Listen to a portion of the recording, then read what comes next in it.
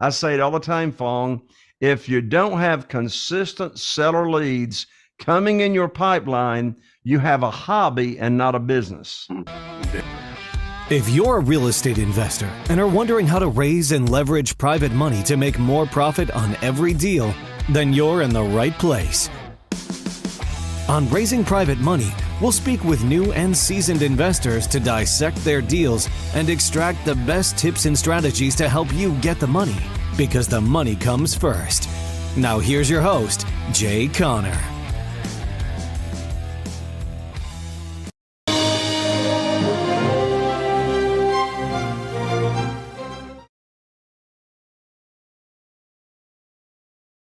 Welcome to another episode of the PPSS Success Show. My name is Fong Chua. I'm an entrepreneur, business strategist, real estate investor, speaker, also best-selling author, and every single day I help others unlock potentials and guide them to succeed. Today on the show, we have another fascinating guest. On this show, we interview celebrities, entrepreneurs, business CEOs, real estate investors, speakers, artists, athletes to find out their path to success, how they're able to overcome challenges and adversity, and of course, their keys to success. And today's guest is definitely somebody who could shine some light into that in the world of real estate investing, because he's done it all. He's very, very successful in that. He's helped so many people succeed in real estate. He comes highly recommended, and I'm very, very excited to have him here.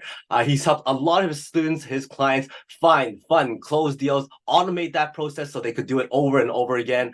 His courses has also impacted over 98,000 students, and he's coached over 2,000 investors as well to succeed in real estate, showing them how they can actually get 3 deals a month in less than 6 hours a day, buying real estate without banks, and also finding secret sources of funding so that they can be able to be successful as well. He's an author. He's also known as the Private Money Authority. So please welcome real estate investor, expert, and coach, Mr. Jay Conner. Hello, Fong, my lands. I think that's like the most energetic and enthusiastic introduction I have ever had after being on thousands of podcasts. Well, thank you very much for that. I'm very, very excited to have you here. It's always a pleasure speaking with people with your expertise and your experience when it comes to real estate investing. But before we dive into private money and all that great stuff that you're teaching people now, I'm very interested as to how you started, because I'm pretty sure you did not come out of the hospital going, you know what, I'm going to become a real estate investor. So what was that path? What were you before being in real estate?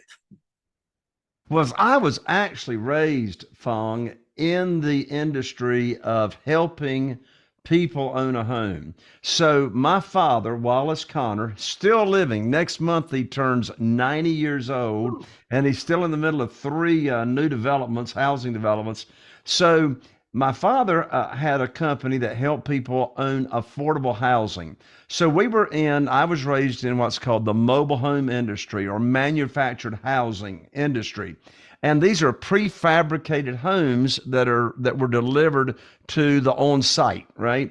So anyway, the consumer finance, the financing for that product essentially went away in 2003. I already knew if I ever got out of mobile homes and manufactured housing, I wanted to get into single family houses and flip houses. And so the reason and the motivation for where this came from is my wife, Carol Joy, and we've got some really, really good friends here in North Carolina. And way back in 1993, they invested in a house. The wife's father bought it for him and said, look, you fix it up, and we'll flip it, and you can keep the profit to build yourself a new home. And so they did. In less than 90 days, they made $30,000 all the way back in 1993. And I thought to myself, whoa, I'm trying to make $3,000 on a single wide mobile home. If I ever get out of the mobile home business, I know what I want to do. So that's why. So my wife and I, we started all the way back in 2003. Since that time, we have flipped over 500 rehabs. And still doing it. And we started using private money in 2009 after we'd been in the business for 6 years. So, like you said, Fong, I just didn't wake up one day and say, you know what? I think I'll go raise me some private money. No, the growth takes place in the valley, right? Growth takes place, personal growth, business growth typically takes place when there is a problem. And Fong, I tell you, I remember it like it was yesterday. I'd been using the local banks. That's all I knew to do. I'd been using local banks to fund our real estate deals the very first 6 years that we were in this business. And so I remember it like it was yesterday. Fong, I know this is going to be hard for you to believe, but we actually still have handsets, telephone handsets with cords here in North Carolina. I picked up my phone in January of 2009, and I called my banker. And I told him that I had 2 deals under contract, 2 houses under contract to buy. And my banker and I, we'd had this conversation for 6 years. I'd already done a ton of deals. And I learned right there in that conversation, Fong, that my line of credit had been closed with no notice. And I said to my banker, I said, what in the world do you mean you've shut down my line of credit? My banker said, Jay, don't you know there's a global financial crisis going on right now here in 2009? I said, no, I don't know anything about a financial crisis, but now I got a financial crisis because you've shut down my line of credit and I can't close on these 2 deals. And so anyway, we hung up the phone. And by the way, Fong, I tell you what absolutely drives me crazy. People running around saying, oh, every problem you have is an opportunity. I want to throw up. I didn't have no opportunity. I had a problem, right? No way to fund these 2 deals, and I couldn't get my earnest money back. Well, my definition of coincidence is God's way of staying anonymous. In less than 2 weeks, I learned about private money, and I put on my teacher hat, Fong. That's what I did. I put on my teacher hat, and I started teaching people of what private money is, people in my warm market. And so I was teaching my private lending program that I was going to offer to people. And in less than 90 days, I was able to raise $2,150,000 in new private funding. So you know what? That was the biggest blessing in disguise, Fong, that I've had in this business in all these years, was getting cut off from the bank. And you know what? Since that time in January 2009, I've never missed out on a deal for not having the funding. That is absolutely incredible. Did I miss something? You said that you were cut off, and then you decided to teach how to find private money. Now I started teaching people that I already had a relationship with what private money is. Right. And how they could earn high rates of return safely and securely. So I didn't start teaching other real estate investors how to do this until 2 years down the road after I started doing it myself. So at that time, did you already have a bunch of private money lenders? No, I had 0. Exactly. So that's what I was trying to get at. You didn't have any private money lenders under you, but you were teaching people to become private money lenders. Yes. And in so got a list of private lenders. That's right. That is right. Absolutely amazing.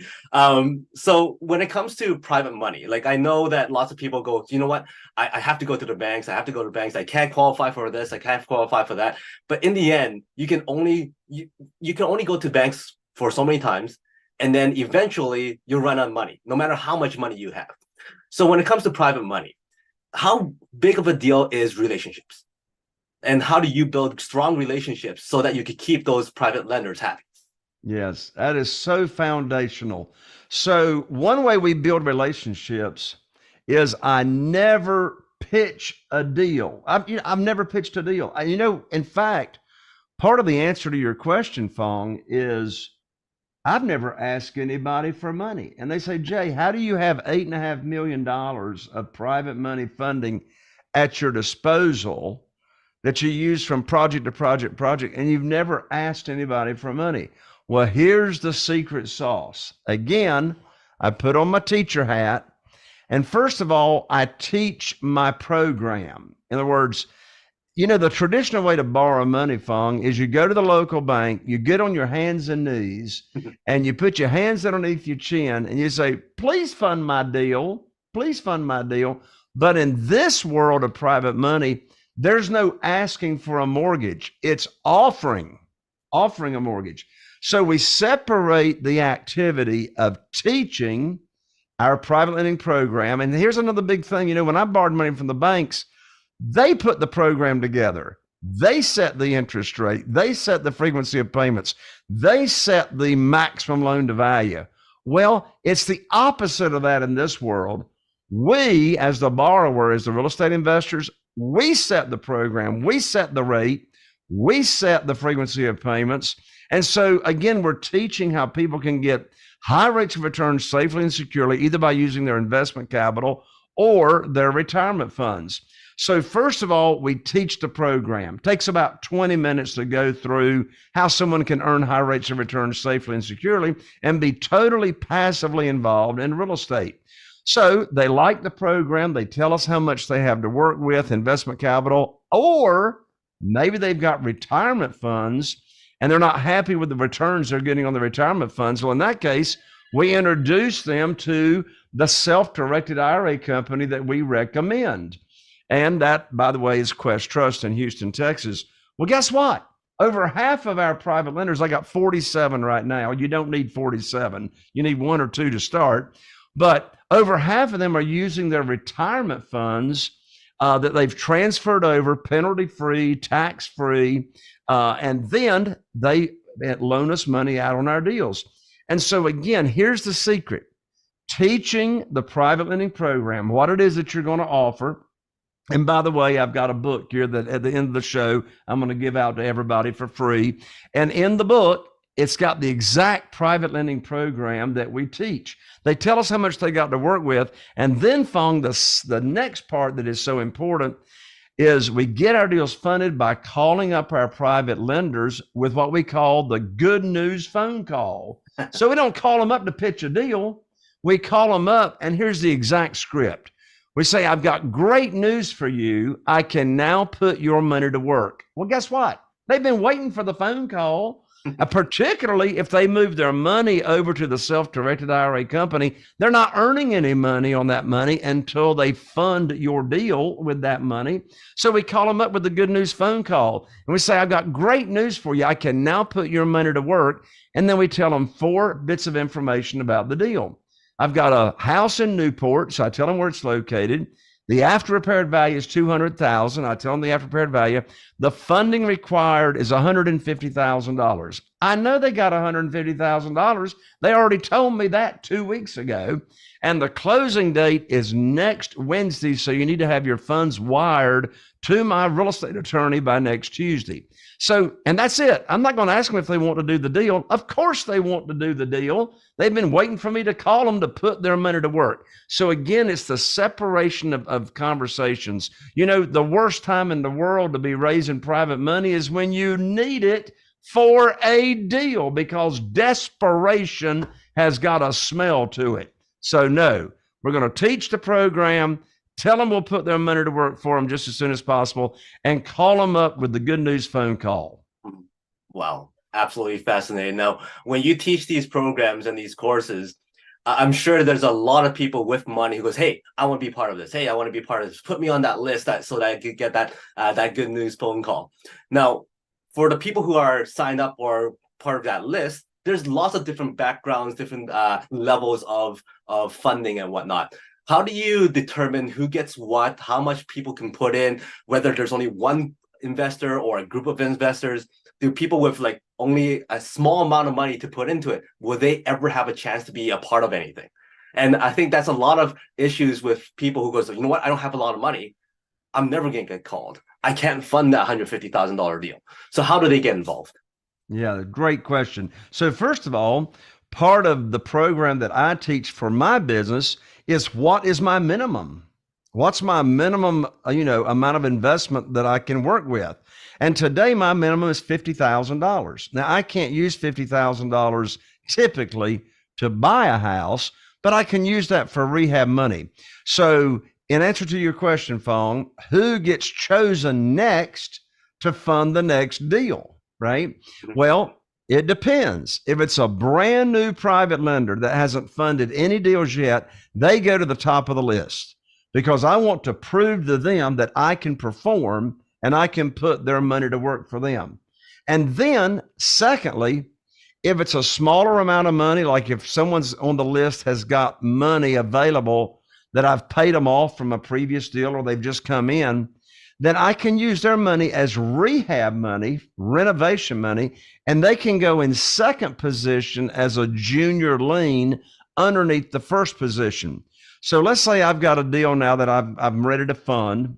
And so I just look at my list. We just keep an Excel spreadsheet of our private lenders and how much they have available, right? And so I look at, so we call them putting them in the queue. So when we pay off a private lender, as a matter of fact, we got a closing day after tomorrow, and I'm paying off the private lenders that have funded that deal. So we pay them off. Now they go back in the queue. So they go to the bottom of the list and they work their way up. So we use larger amounts of money for the purchases and the smaller amounts of money if the property is needing rehab. Mm-hmm. Wow. I'm sure that list is a nice long list. And lots of people wants to be involved and wants to go back in the queue over and over again. So that leads to the next question, which is, well, first of all, you have the 4 pillars. And we've talked about basically your second pillar, which is the funding.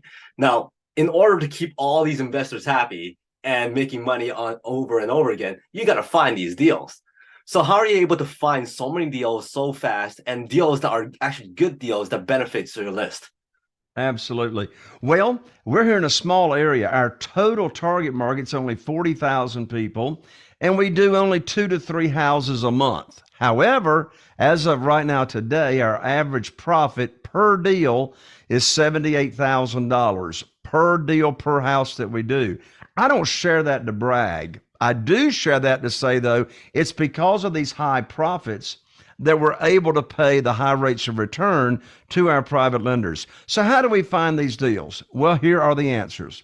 First of all, my wife, Carol Joy, and I, all the way back to 2004, we started putting our foreclosure system together.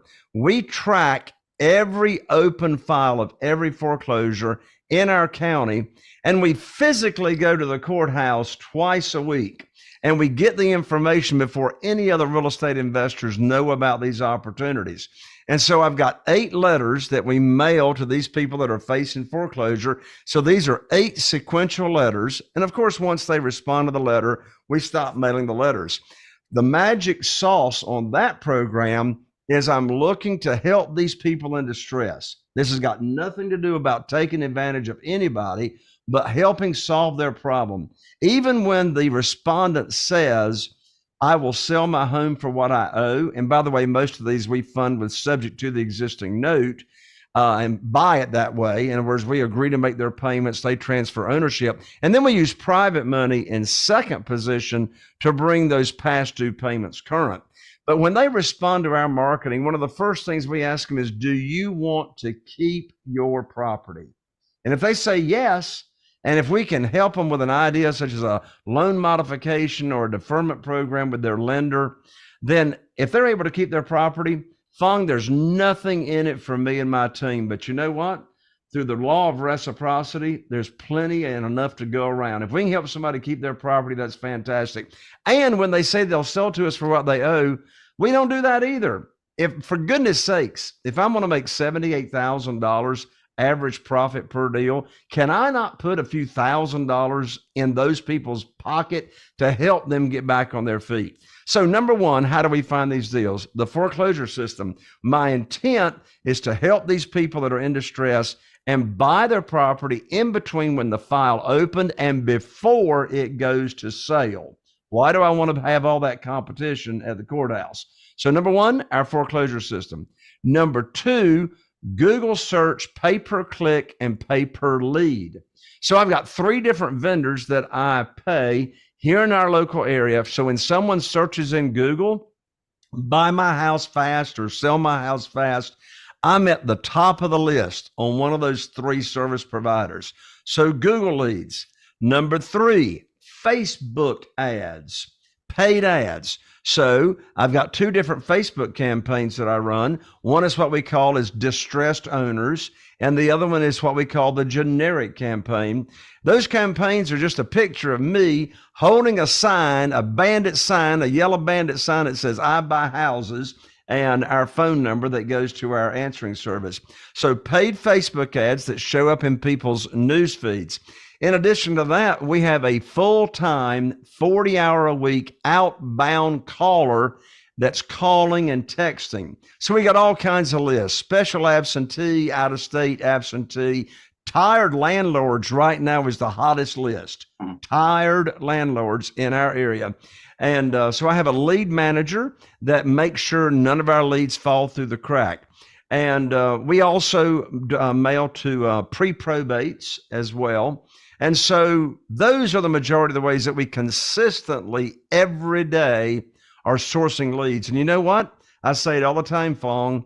If you don't have consistent seller leads coming in your pipeline, you have a hobby and not a business. Very, very true. And that's, I think, unfortunately, lots of investors are that way. They don't have that consistent leads coming in, and eventually their pipeline dries up, and then they're like, okay, what do I do now, kind of thing. Now, you kind of mentioned a lot about the automation part of it too, having the auto calling list going out and having other people employed to help you do those calls or follow up on leads and whatnot. So you've also helped a lot of people get into real estate investing. Now, for a person who's like, okay, I really want to get into it, but look at Jay. Jay's already covered the entire market. How am I going to compete with that? So what do you tell the people who are up and coming, trying to get into the market? How do they start? So the best way and advice that I can give on starting is don't try to be right there in the middle of the city competing with all those other real estate investors. The best markets are to go into the suburbs and to the outlying markets. So are there other real estate investors here in my area? Sure, but there's not many. I'm the only consistent game in town that is marketing every day that I know of. So I say the smallest, like my area is only 40,000. I mean, you don't have to be in a market of hundreds of thousands of people to be really, really successful when you can dominate a small market. I would much rather be a big fish in a small bowl than a tiny fish in a big bowl. Wow, that's very good stuff, because I know a lot of people who start off goes, hey, I'm going to go into a big pond right now and jump into it right away, because once I'm successful, I could keep on repeating that process. But what they don't think about is, what if it doesn't work? Then you're really like stuck in a spot where you don't know where to go. I know, talking to a lot of real estate investors, that some of their best stories are the houses that they walk into and it looks like a disaster. Do you have any disaster stories or deals that just did not go according to plan that you could share with us? Well, Fong, I'm sure you've heard of this gentleman by the name of Murphy. And you know, Murphy is the guy that is the godfather of, if something can go wrong, it will go wrong. And so like when it comes to estimating repairs on the rehab deals we do, which by the way, not every house is a full rehab. I mean, I buy subject to the existing note on what I call pretty houses, and there's not much renovation to those. But whenever there is a rehab going on, if you've estimated repairs of $30,000, $40,000, $50,000, I can assure you I have never, ever, after doing 500 rehabs, I've never gotten the estimation of repairs perfectly. That's why the secret is not in estimating repairs perfectly. The secret is in your offer. There's where your cushion is, if you will, for the unexpected. So for example, when we estimate repairs on a house, before I make an offer, regardless, I always throw in an extra $10,000 in repairs to just give me that extra cushion on the unexpected. Now, I'm also going to have insurance in place, and I'm not talking about property and casualty insurance. You never want to close on a deal, and I learned this the hard way. You don't want to close on a house and purchase it if you're going to rehab it without a home inspection. Don't ever buy a house that's got a major rehab without a home inspection. And when you get that home inspection before you close, you give that home inspection to your general contractor, who is then going to give you the final quote and bid on the project. Mm-hmm. So again, you want to have those practices in place to protect you. Mm-hmm. Now, recently with interest rates going higher and higher, lots of investors out there are kind of struggling with those rates, and rental incomes no longer covering what they used to cover. You being in private money, has the rise in interest rates with banks affected how you do business? You know, Fong, that's a really interesting question. You know, it's a historical fact. The Fed, the United States federal government, has raised rates 11 times in the past 22 months. That is a historical record. That's never happened. But here's the beautiful thing about private money. Did you know that I am paying my private lenders today the same thing I've been paying them ever since 2009 when I started? And you see, since we make the rules on setting the rate, then the market does not determine what rate I'm going to pay. I determine, and when you start doing the business to your listeners the way I do, you set the rate. So, you know, like for example, prior to COVID coming along here in the United States, the 12-month certificate of deposit at the local bank, the annual yield got all the way down to 0.17%. Now today, this side of COVID, I mean, the bank right down the street from where our office is paying 4.5% in a 12-month certificate of deposit. But guess what? I'm still paying 8%, have been since 2009. I've been paying 8% to my private lenders. And you know what? 8%. And by the way, we don't borrow unsecured money. All the notes are secured and collateralized and backed by the real estate that we are purchasing. And so our private lenders still absolutely love 8%, a lot better than 4.5%. And, you know, I don't have a crystal ball. Nobody's got a crystal ball. But if I had a crystal ball, I think it would tell me we'd be seeing mortgage residential rates back down in the 5% range, probably in less than 2 years. Wow. That is fascinating. And I love how you're able to maintain your payments back to your investors the same for all these years, and they're always going to be happy because of that. Now, when it comes to working with you, like people with money goes, you know what, this sounds great. I want to get in it. I want to be part of that list. I want to be part of the program.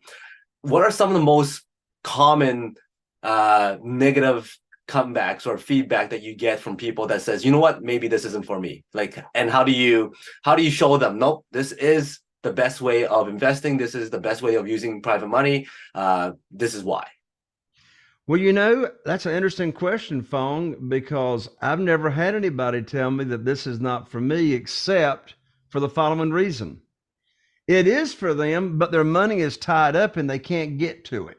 For example, I just had coffee a few weeks ago with a good friend of mine that we go to church, and he works for civil service for the government. He's got over $500,000 in his retirement fund, and he's sick and tired of the volatility in the stock market, which is where his retirement funds are invested. He says, Jay, I want to come into your program. So we visited. I said, well, I don't know if you can or not. Check with your plan administrator where you have retirement funds and see if you have the option to pull a portion out before you leave the company or you retire. And he didn't have the opportunity. On the other hand, I have one private lender, and here's what's funny. He worked for Fannie Mae. Oh, wow. One of my private lenders worked for Fannie Mae, and he had been with them for over 20 years. And when we first visited about the program, he said, well, Jay, I want to do this with you. He said, but I can't until I retire, and then I can move my funds, my retirement funds. I said, well, how do you know that? I said, contact your plan administrator. And come to find out, when he did, they allowed him to move up to 50% of his retirement funds anywhere else he wanted to go without penalty or tax, because he had been with the company for so long. So back to your question, Fong. You see, we don't have to put on our selling hat. We're not selling anybody on the program. We're not persuading. We're not trying to talk them to anybody. We simply are teaching people. We're simply putting our teacher hat on and teaching them about private money and how they can get high rates of return. And you know what? When you're not asking anybody for anything, you can't be rejected. Awesome. We talked about some of the pillars, the finding, the funding, closing is pretty self-explanatory, and then also automating that process. Now, the thing is, you've also showed a lot of your students and your clients how they're able to find, close 3 deals a month in less than 6 hours of work a week. Now, I'm assuming that has to do with your four pillars, but if you could give us a wide shot as to how that works. How does one do 3 deals a month in less than 6 hours of work? Yeah. Well, I certainly didn't start out that way, right? So we had to build the processes and put them in place, which I also teach that whole process to other real estate investors as well at our live events and our mastermind meetings and such. But how does that work? Well, when I started out, it took me a full year to really get the processes automated. I mean, I was running around, 50, 60 hours a week with my hair on fire. And so the definition of automation is you're either using technology and you're using other people. So I'll just give you one example on how to really automate this business. And that is, how do you communicate with your team and how do you stay on top of all of your prospective sellers of houses? And we sell a lot of houses on lease, purchase, rent to own as well. How do you keep up with all them? Well, I tell you what, Fong, I was a disorganized mess for a long time. I was trying to run this business off of notes on yellow legal pads and post-it notes posted all over the place. And when I really started getting everything streamlined is when I got an excellent customer relationship management software. And there's all kinds of good ones out there. But here I'm telling you, you will have deals falling through the crack. You will not be able to automate this system without an excellent software program to keep up with all your leads. And like I have a full-time acquisitionist. So I said it's either technology or people. In my case, it's both. So Kim has been our acquisitionist that talks to all of our potential sellers. And you know what? I haven't talked to a seller in years myself. So the leads come in. Well, all the seller leads come in from those sources that I talked about earlier. All those leads come in and they automatically go into our software. So I don't have to have someone manually typing all those leads into the software. So now once they get in, now my acquisitionist is notified that, hey, you got a new lead. So now it's my acquisitionist job to call and text that seller lead until we get them on the phone. How else do we automate it? What if she can't get up with somebody after trying 3 times a day for the first 3 days? Then they automatically go into our software nurturing sequence, which is follow-up text that I've already pre-written, follow-up emails. So, but let's say my acquisitionist, Kim, does talk to a seller. Well, so then she will go into the notes in our software and I'll be notified as to the initial conversation. So then all I'm having to do from the automation standpoint, Fong, is go into the software, look at the numbers, see if it makes sense for us to go take a look at the house. And then I'll send a note back in the software. My acquisitionist will coordinate our team, our contractor, our realtor to go look at the house. They'll estimate repairs, and now she puts all that estimation back in the software. I'll look at the numbers, and I'll tell her what offer to make based off of our all-cash offer formula. My total involvement on a deal of buying it myself, I'm making the decision on what to offer. But really, from the automation standpoint, Fong, I've only got 2 major responsibilities. Number one, personally, I got to make sure the marketing machine is turned on all the time and we've got all these seller leads coming in. So my second responsibility is to tell our acquisitionist what's the offer. What's the offer on the property? And then the team communicates all that. My total involvement on a deal typically is going to be less than an hour. Wow. Absolutely amazing. Now, one thing that lots of people are afraid of who are at that level of hiring people on, adding them on their team, automating everything, is that what if that person I'm bringing on steals those clients or steals those deals and then go off on their own. How do you maintain your team so that they still are motivated to stay with you and work with you and building that team even stronger? Well, I've actually got two comments on that, Fong. Number one, to be the entrepreneur that's running the show, that's running the business, you have to have an understanding of all the pieces.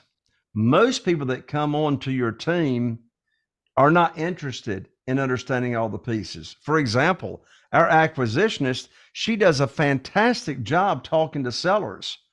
But as far as how I get the private money, she's not involved in that at all, as far as the raising of the private money.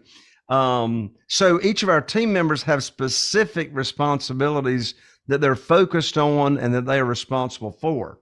My other comment, Fong, is that I have got a mindset of abundance, not scarcity. There's plenty to go around. And if I can be a part of someone becoming their own entrepreneur and starting the business themselves, then that's a win as well. That's perfect. Now, lots of people like yourself are able to surround themselves with other people who are successful, who are able to bounce ideas with and all that kind of stuff. I'm assuming that you have your team, your group of people that you mastermind with, that you bounce ideas with.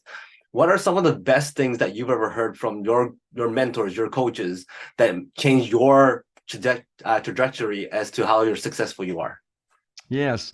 Well, for one thing, my wife, Carol Joy, and I, we are a member of 3 mastermind groups, all related to real estate investing.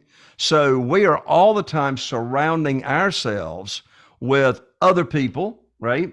And then we have our own mastermind group that we run to where we are actually the facilitators. So to my knowledge, it was Napoleon Hill that coined and developed and made popular this idea of the mastermind. And yeah, I just can't imagine being in this business by myself and not surrounding myself with other people.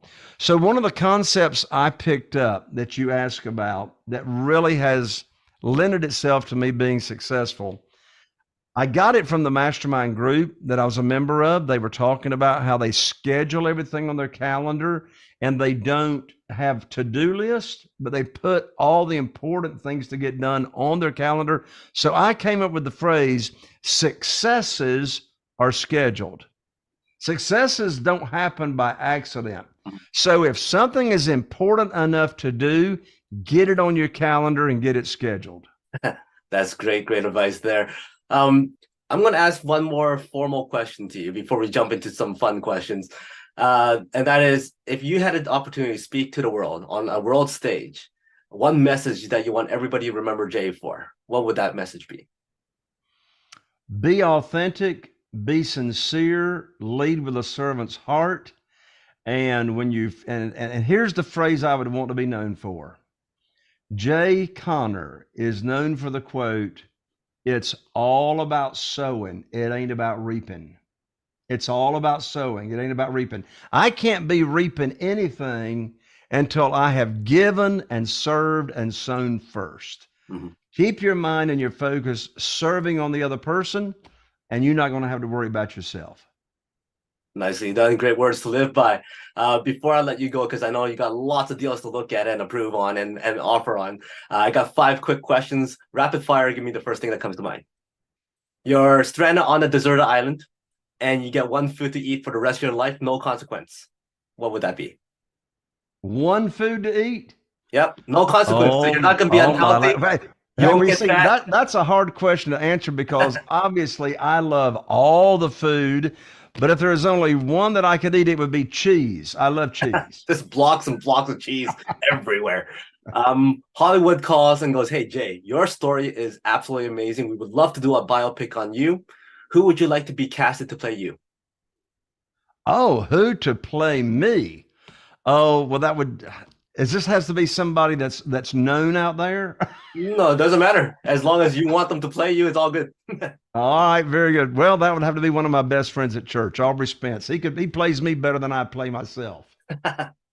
your friend shows up at your door. Hey, I got casted to play you. Now I know we've spent a lot of time with each other already. We know each other back inside and out. But let's just hang out, get to know the insides and outs of everything of your past life and whatnot.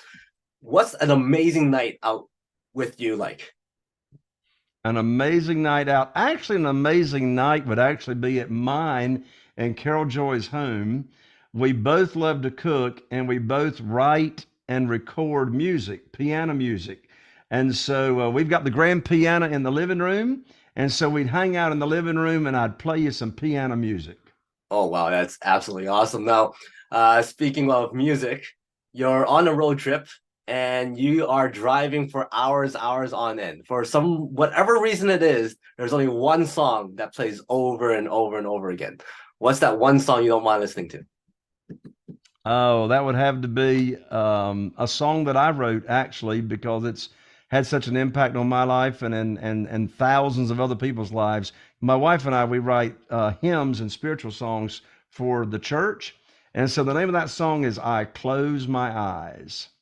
Awesome. That would be very difficult for me. If I wrote my own song, I'm listening to that over and over again, I'll be critiquing it the whole entire time. Last question before I get there. Give me a number from 1 to 5. Oh, my favorite number, 3. 1, 2, 3.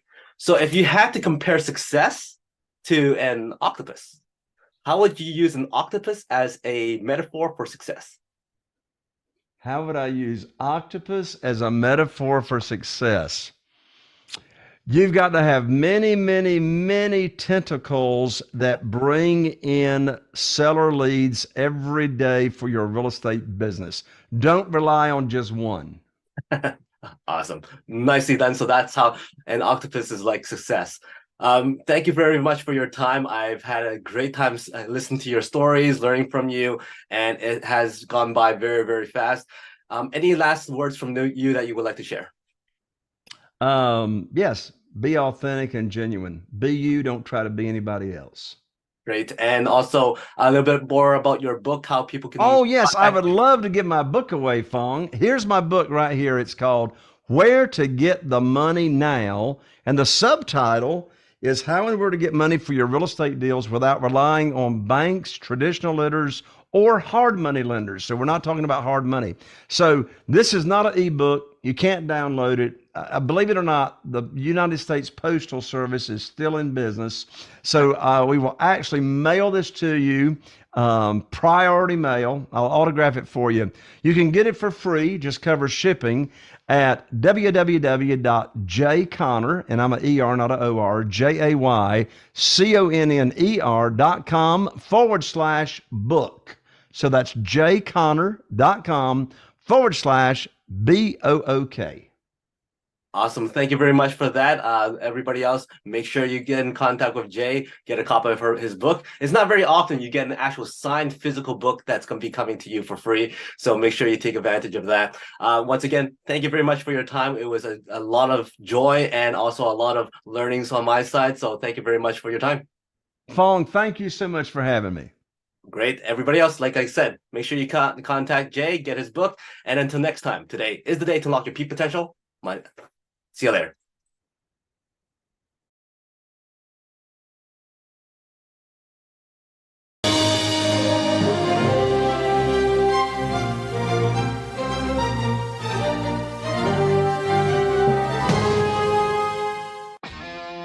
Are you feeling inspired by the knowledge you gained in this episode?